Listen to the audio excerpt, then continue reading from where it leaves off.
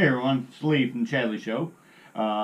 Been having a lot of conversations and stuff about the solar techs going out and possible alternatives to it. So a lot of people actually see me covering my control surfaces on my P39 project that I'm doing, and there's been a lot of interest in it. So I've been asked to do a couple how-to videos of how I'm doing it, just so you know that's what we got.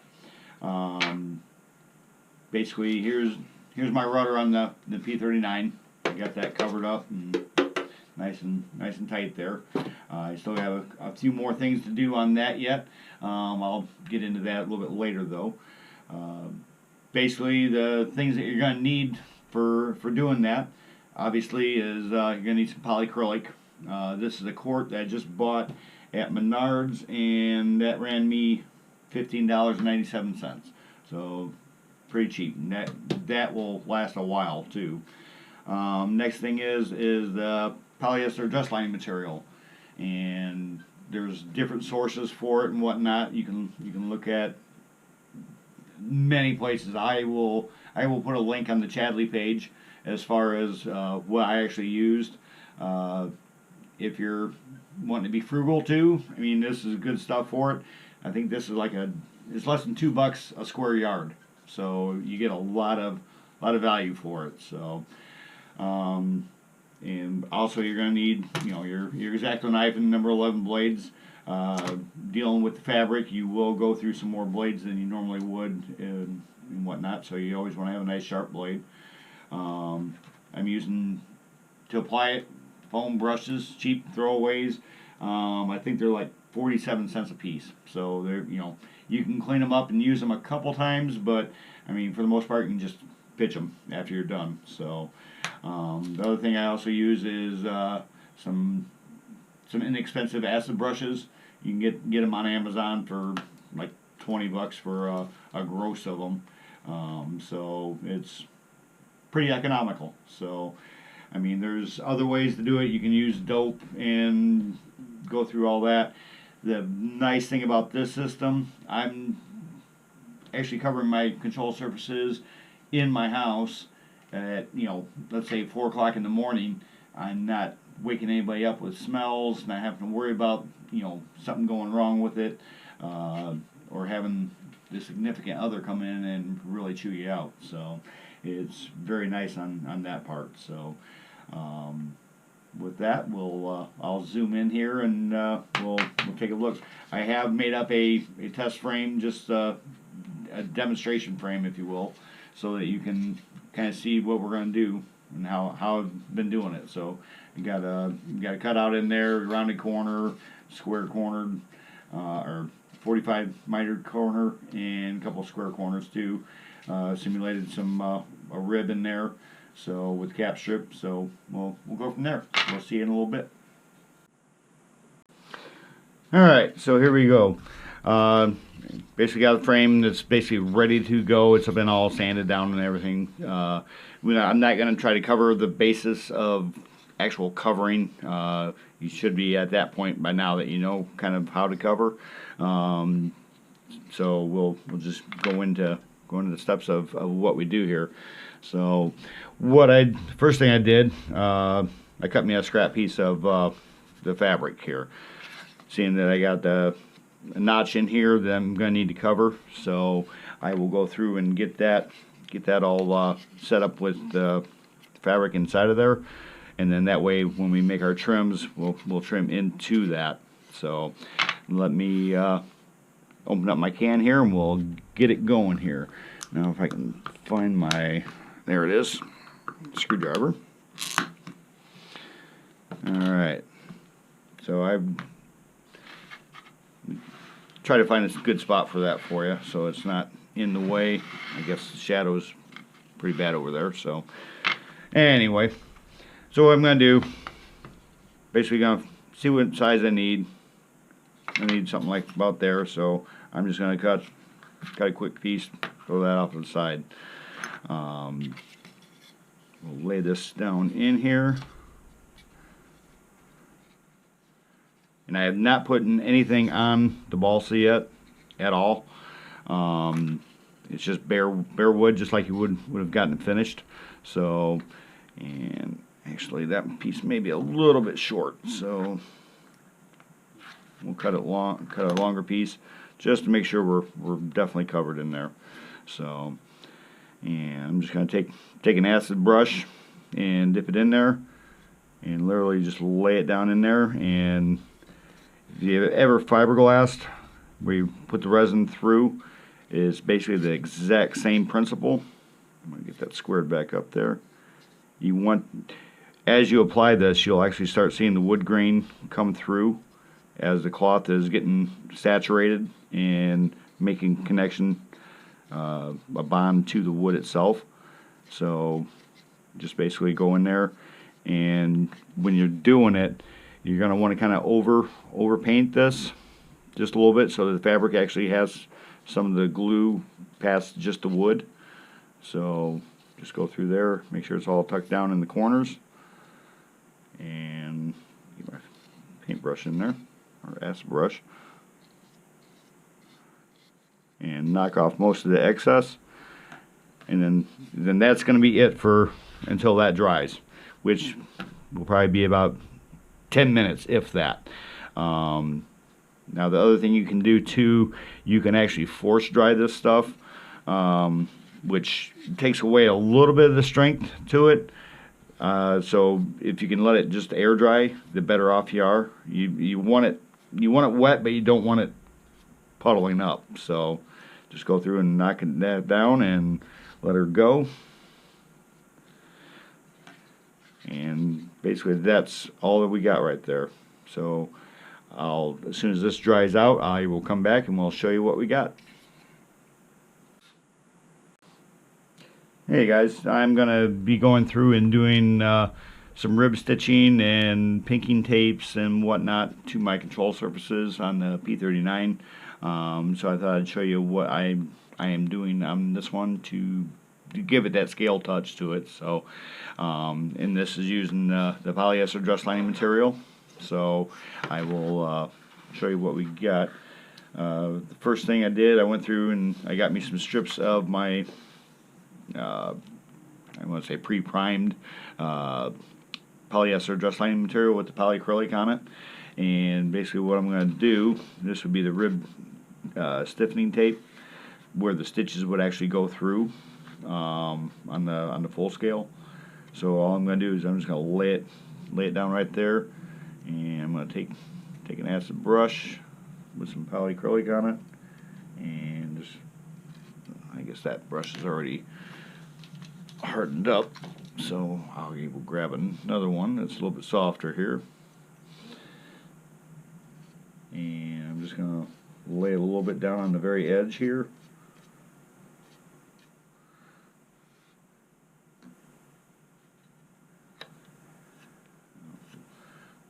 I'll make sure it's where I want it there. It's where I can work on it. And then make sure it's following that rib all the way through. I'll put another dab down there. I'm just going to go through and dab it down. And then just put a coat down on it. And as you can see, I just moved it. Nice thing with this stuff is you can play with it a little bit. So I'm just going to wipe my fingers down it.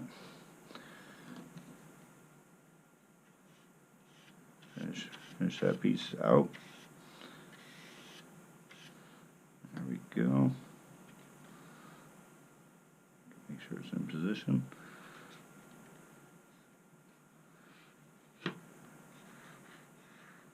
And let her set. And get ready to go to the next one. This is where a few strips come in handy, having them.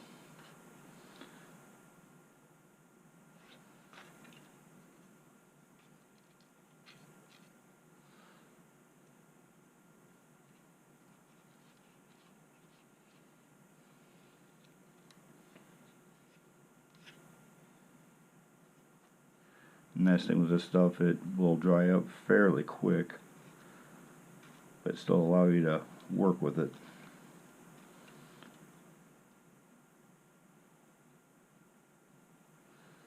to reposition it if you need be.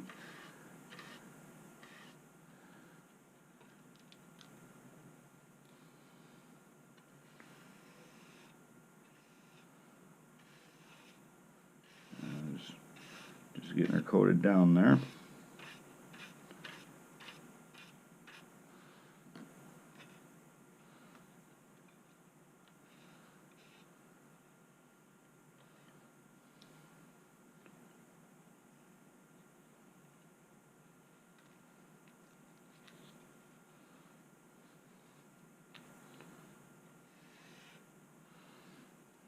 Actually, I'm going to take a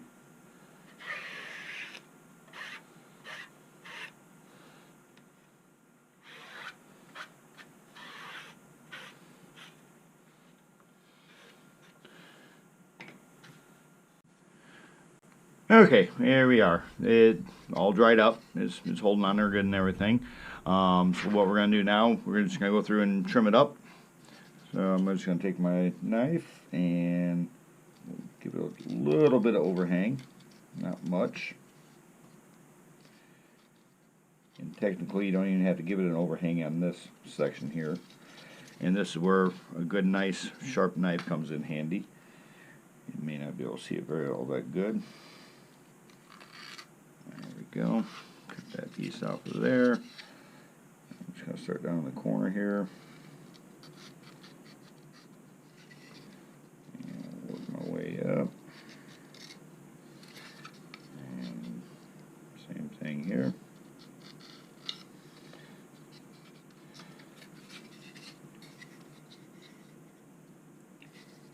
Now these I usually like to go right in the center, where I know where it's going to be at. Cut that way, and then turn the blade around and cut the other way. I get my finger in there. Okay, I went through and got it trimmed up and everything. Sorry about that. So here we are. Got that there. I'm going to go through and notch my corners in the edge here. And if you notice that is not fully attached right there, it had pulled away a little bit. We're going to take care of that in a second here. So I've got my trim iron, which everybody should have a trim iron. You can put a sock on them if you'd like, and whatnot. And basically just go through, and I've got it on low heat right now. So I'm just going to go through and make sure that it's sealed down on the inside there.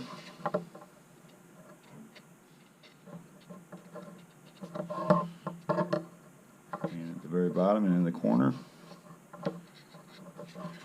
And then I'm going to flip it over. This is going to be my finished side. This is obviously just a test frame for you guys to see. Now I left these sides over here long so you can actually see what we got going on. So I'm going to go through and fold it over as I'm heating it.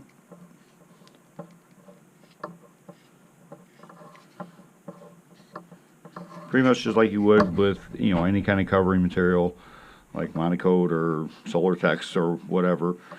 You know, you gotta get the seam filled in there. So, and let that heat up and fold over. The heat does kind of reactivate the glue, the polyacrylic. That's why you kind of go a little bit over the wood when you're first applying it. So that way, when you turn around, it's already got the glue in the fabric already. So there we go. So that section is done. That's the very first thing that we'd have to do. Go through and fill in all your low spots there that you would have, indentations and whatnot. So I try to get up there so you can see it close enough. It's hard to do everything here backwards, but we're starting to learn how to do it. So, all right, so there we go. So now what I'm going to do is take my fabric and just lay it over the top of it. Then taking one of my cheap foam brushes that we had. I'm going to get some polycrylic built up on it. And then I'm literally just going to go in and literally just paint it right down to the wood on the perimeter, on the outside perimeter anyway. And a couple ways you can do it. One, you can do one side first, let it dry, or you can actually just go all the way around it. Sometimes it's better to just paint one side first, let it dry so it's held in place. That way you can pull the fabric taut to do the other side.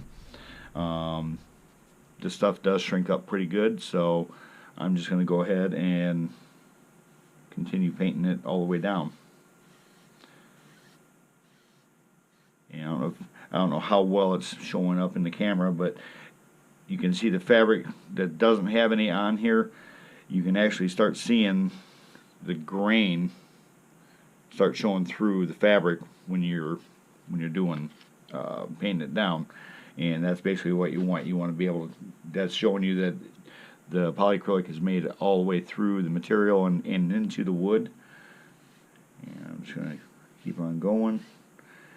And you don't want it to pond up on you.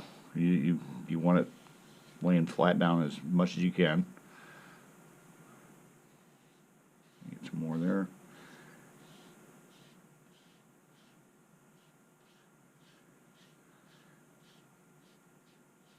And just work it right on into the wood and through the fabric.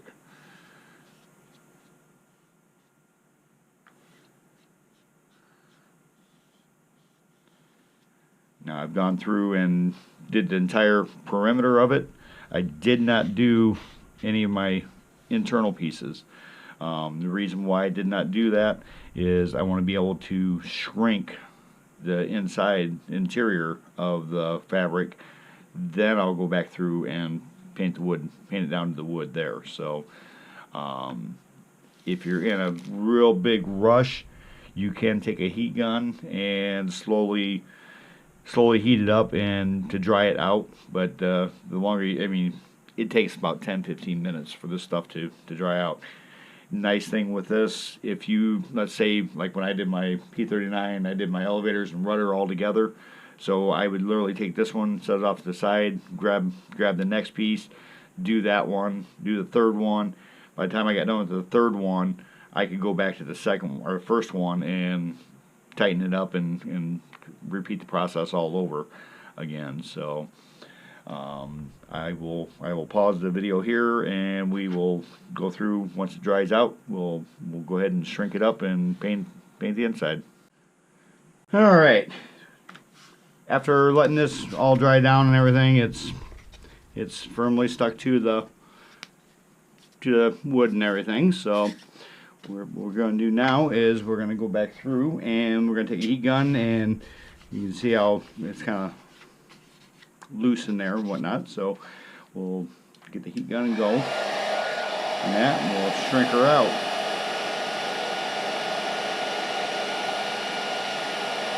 And right now I've got it on the low setting, just to creep up on it kind of nice and slow. You can probably see the fabric getting pushed down just from the force of the air. So just slowly bringing it up. I'm going to switch over to the high setting now and just start to shrink it. And there it goes. And see the little wrinkles right there, and they're gone. Get that nice and tight. Nice and tight now.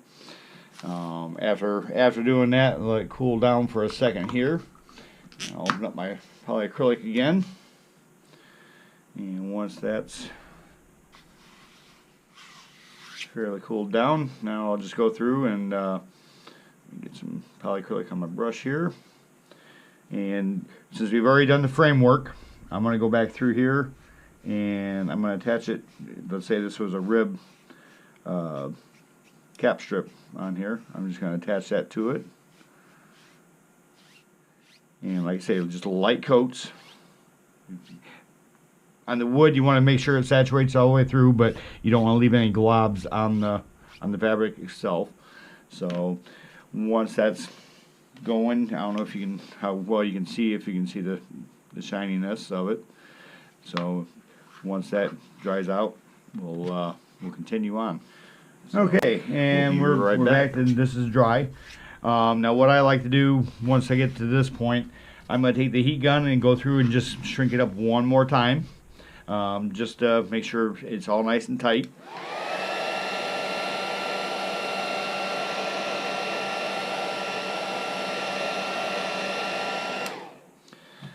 Once that's done, then what I'm going to do, I'm gonna assume that this is going to be my leading edge right here, and we're going to come back here. So when I put it on, I'm going to put it on in a I'm going to put one coat on the entire structure here, and I'm going to go in the direction that the airflow would be going on the airplane. So if this was a wing, I just got to drop there, which is no big deal because we're just going to brush it right on through.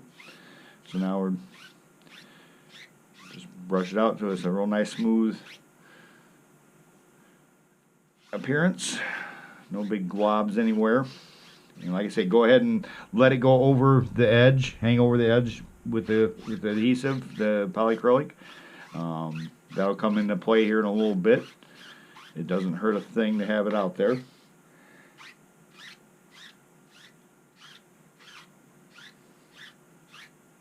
Just making sure that's good and down. And bringing some more down this way.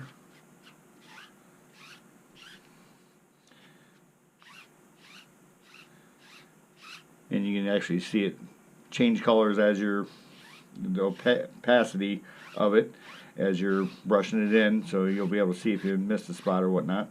And see a little dust speck got in there. I'll get that out of there. And bring some more in here.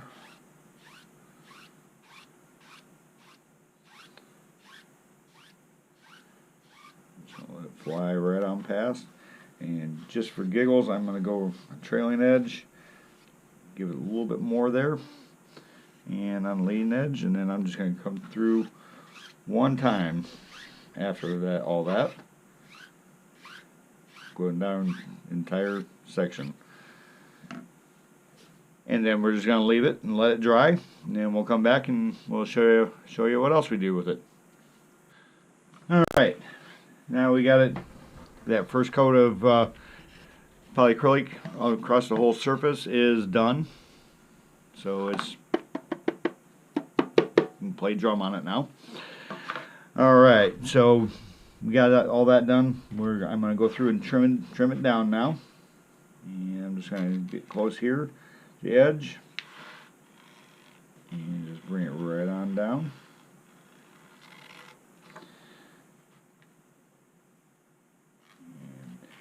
A lot of times on my cuts, I like to start kind of in the middle. That way I can come back the opposite way. The fabric itself will actually hold it in place while you're cutting. This back here is going to hold it. So I'm going to set it down in there. Go right on along. I can cut that whole piece and then just come back and trim this little piece right there, and that's done. And same thing here. Your mileage may vary doing it. And come back. There we go. And same thing there.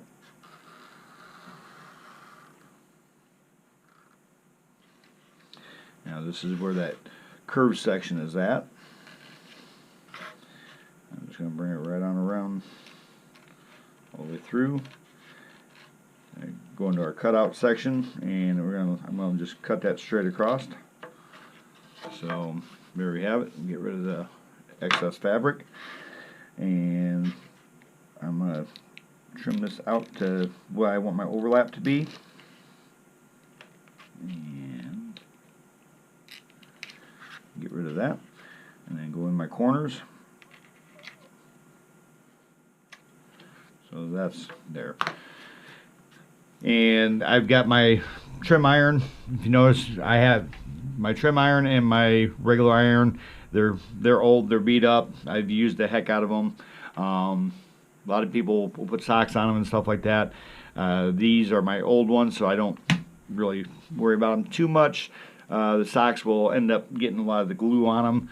You will get glue on your tips here, but I find that fine sandcloth, you can knock that off. I mean, if it's one that you're really super happy with, go to a swap meet or something like that. Somewhere usually you can find somebody that's selling a trim iron or a monocoat iron or whatever, just for having an old one that you're not really too concerned about. So anyway, in this cutout here, I'm going to take my trim iron and I'm just going to fold it over and let that heat start building up to where it's going to fold it over and basically iron it into place. And it will actually, that heat will actually kind of activate that glue. You know, it'll start setting down and adhere right to it. And I'm going to flip it around just because it's easier for me. And roll down.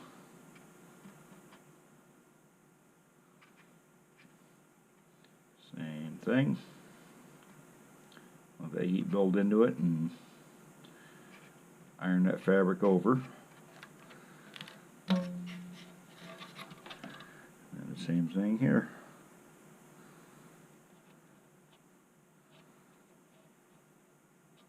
And this would kind of simulate if I had like a hinge pocket or something like that, in a trailing edge or what have you, or a strut area.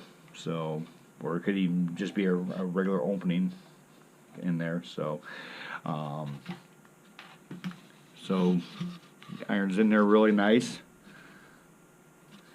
So what I'm going to do here, since right here at the very edge, we're going to have another corner. I'm going to nick that so that we can make the corner really nice and finish ironing out the corners here. I'm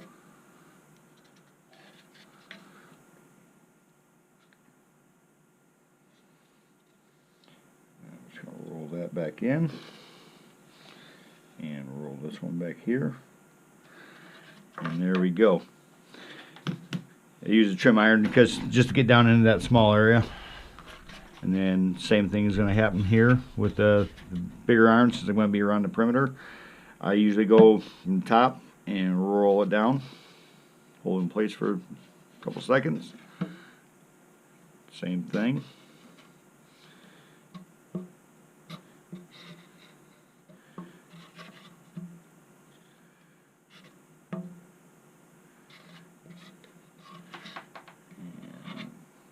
Extra heat back into that. Roll it right around.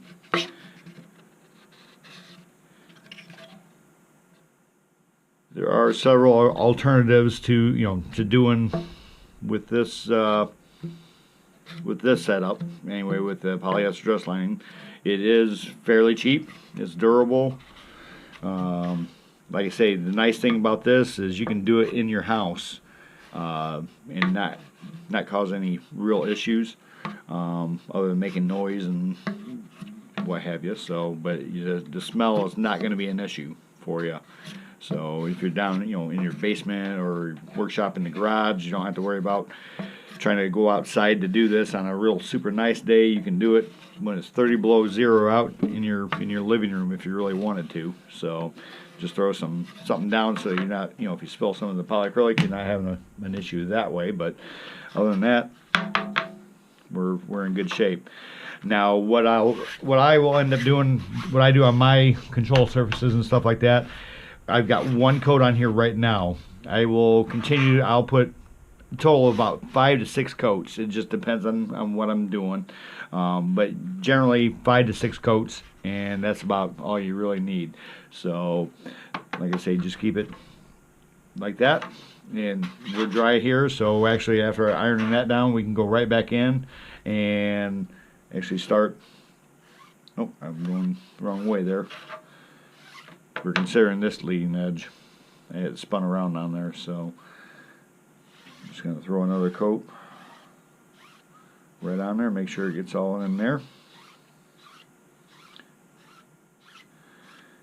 And like I say, if you're doing 3, 4, 5 control surfaces, or 6, whatever you got in the fabric or a wing or whatever, by the time you get done with one side or one set of them, you go right back and you can make this just go right along just like clockwork. So it's not a big issue, because as one's drying, you're painting the other one, so it actually goes fairly quick. So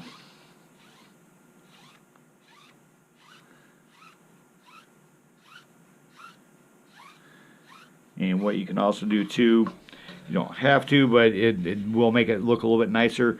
You can take some really fine sandpaper and knock down the ridges. I don't know how well the camera's gonna pick up the ridges that's in there.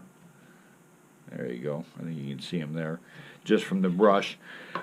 A lot of that will dry down, but you will still end up with a little bit of ridge, which is not a horrible thing, especially if you're wanting to weather the airplane or whatever. That's going to give you a direction of airflow, like an abrasion to it also. So, but if you want a super smooth surface and whatnot, you go through and after each coat and lightly sand it and knock it down, and you'll be in good shape. So there's 2 coats on this surface so far. So I'll end up putting 4 more coats on, and we'll be in good shape. I'll come back and after I get the other coats on there, and I'll show you something else that we do.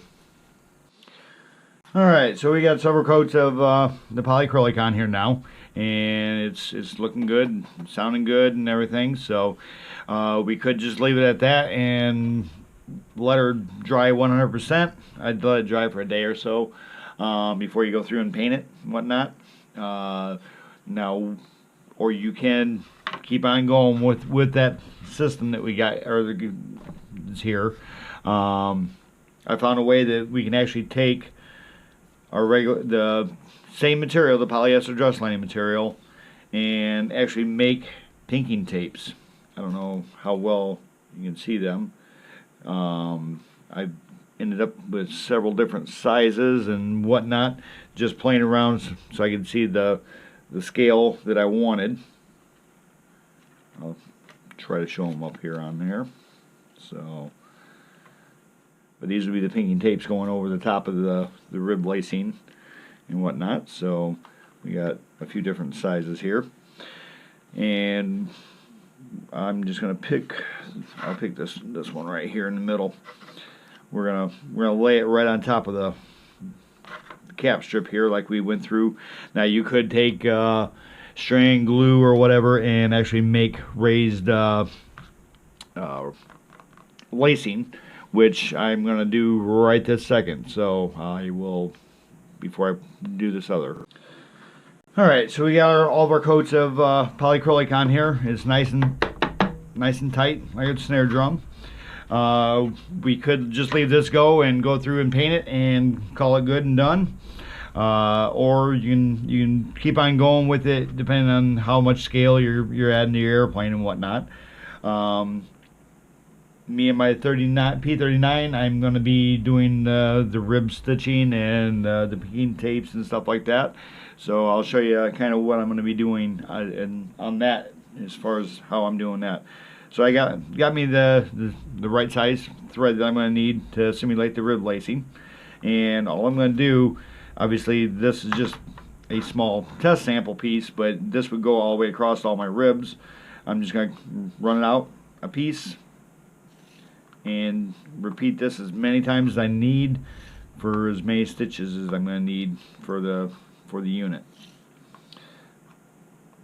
And I'm just cutting them along is all I'm doing right now. So we'll call that enough. So what I'm going to do here, I'm just going to randomly place these on here. I'm not going to definitely scale it all the way out, just because it's not really a scale thing, but we'll make it look as close as we can. So what I end up doing is I will mark one side, or actually both ends of the control surface, And what I'm doing here is just getting some of the polycrylic on here, and right on the cap strip, right where the rib stitch would be at, I'm just going to put a little bit of the polycrylic on the thread and have it hold it in place on whatever my mark is, and leave that one go. And we'll go down to the next one.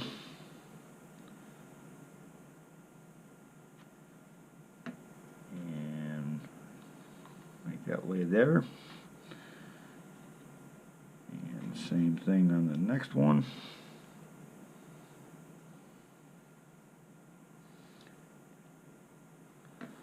Just a little dab on there. Get to sit there. And I just pulled that one loose because my thread got locked, knotted up. Leave that one there and pull that one loose too. Alright. So that one is in place. We get our next one here.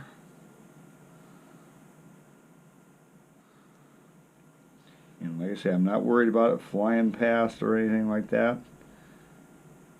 All I'm wanting to do is just get the one end locked in place.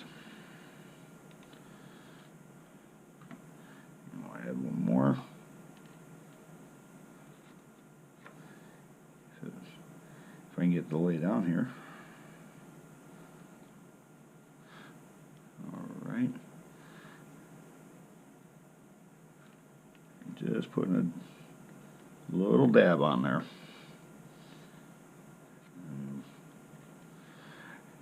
And then now I'll leave that go until that dries out. So right now we have only attached it to the one side.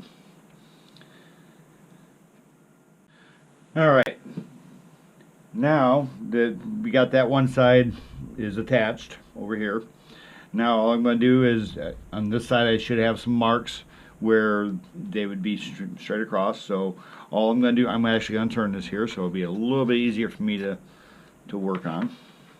And that gives you a shadow. So I'm going to pull it somewhat snug, and all I'm going to do is go through here and put a drop on there, on the next one. I'll go through and pull these tight again.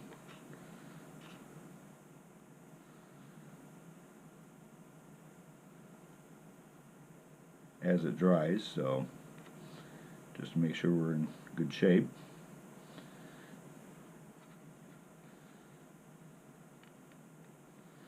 You only want to glue it on onto the cap strip or where your rib stitching needs to be.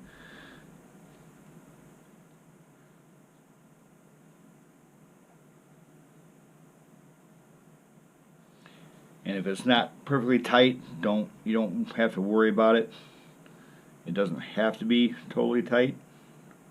I'm just knocking off a little bit of extra glue I had on that one. And up here also.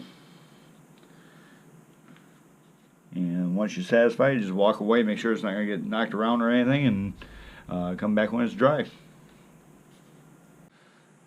Alright, so now we got both ends of it done. The center's still loose, which you'd have several ribs or formers or what have you that you was going to be doing the stitching on. So what I'm going to do now is just dab my my brush again and get enough of it on there, but not too much. And I'm just going to basically go through and dab each rib stitch to hold it in place. And you'd go on each and every single rib that you was going to be putting a rib stitch in, and basically keep it on that cap strip where you want it at. And then I'm just going to go through and kind of dab it in place so that it's not a big lump of the polycrylic. And as it starts to dry, I'll go through and wipe it down real quick with the brush one more time, and then I'll show you what I do after that. Alright, and with the beauty of editing and whatnot, we're back. Now, other nice thing too is that if you need to speed this system up a little bit, you can use your heat gun, but use it delicately. You don't want to be blistering the polycrylic and whatnot. You just want a nice warm air over there to help dry it down, and that way it's adhered nicely. Couple different ways you can go through. One way I've done it now is to go through and get my scissors to work here, which these are about as dull as can be because I use them for everything. I'm just cutting right down the center of all those. Now take a nice sharp knife and I'm going to go down right where my rib stitch is at, and I'm going to pull that slack back up and literally pull up against the blade. And see if I can show you again here. Try to get my fingers out of the way so you can kind of see what I'm doing. Get the knife blade right where you want it, and then just pull sharply up and it'll tear it right off of there. And I'm kind of going kind of slow, but once you get into a rhythm of it, it's just like applying rivets to an airplane. There's a lot of them to do, but it goes fairly quick once you get into a rhythm of it. And same thing here. I'm just gonna go through there.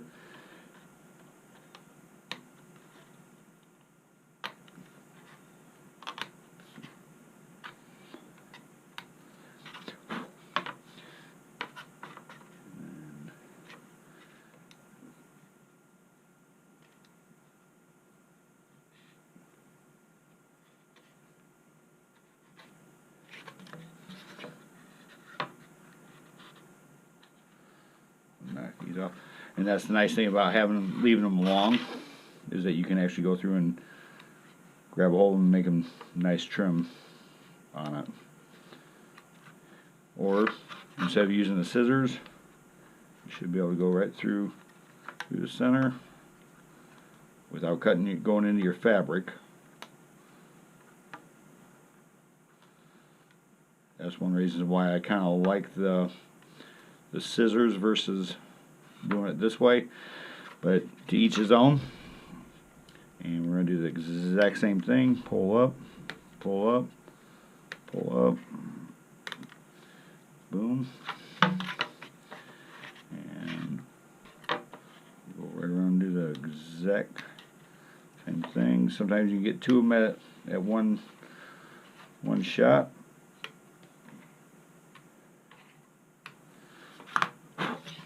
And there we have it. Now I just rib stitched that.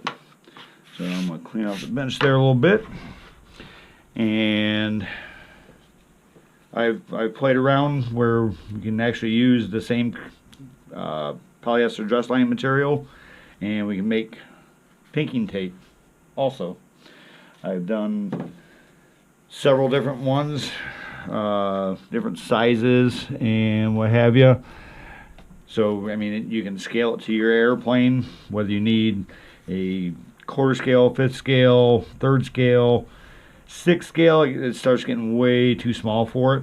But, I mean, you can most definitely do it if you wanted to. So, I'll put a couple of these down here, and then that way you can kind of see what we're talking about.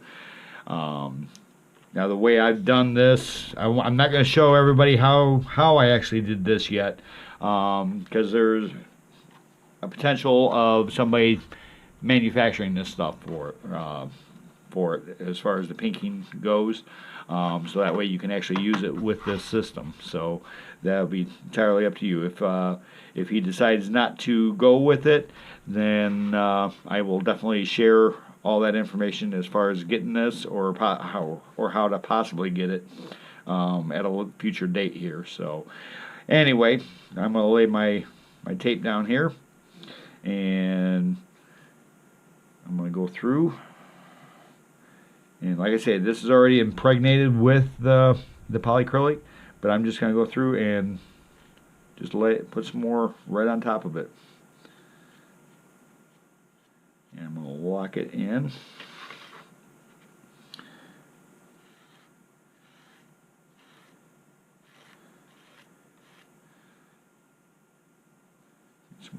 brush here.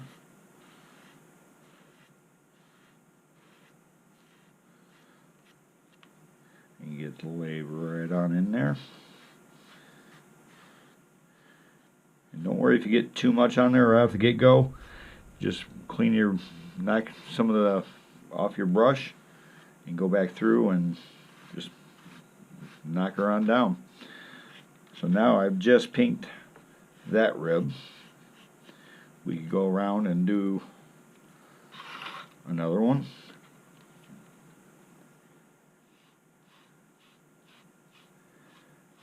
Now, technically this would be a perimeter rib or a perimeter strip that you'd use, but just for sake of conversation, this is what we got going on here. Let me get that set where we want it.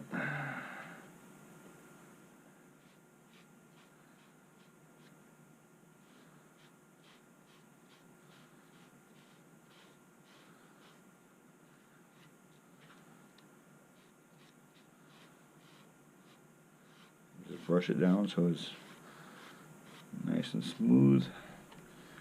No big lumps of the polycrylic. Dab some right there in the corner. Get it underneath there. And I'm going to use another one. That was a little bit short. I'll put that one right here in the middle so you can kind of see it. The different sizes anyway. So even if you had an airplane that had false ribs that you needed to put in, and you don't have that already in there, you could possibly use the pinking tape here to simulate that they're in there. So there's several different ways of doing things here.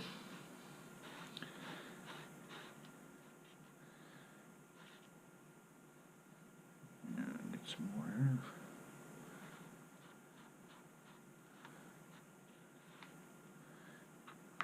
With this one not being over length, it's wanting to move around on me quite a bit, so which the tape would be normally overlapped. So we'll just leave that one there, and then I'm going to add one more right here. Now another way it could be done too, which before you put this on, basically go right over your rib, just with a little bit. Take your pinking tape and then just lay it right in place. That's going to put that polycrylic underneath it already. And then just a damp brush and go right over the top of that, and it'll go down a little bit better even. And you're still going to want a little bit in the pinking area so that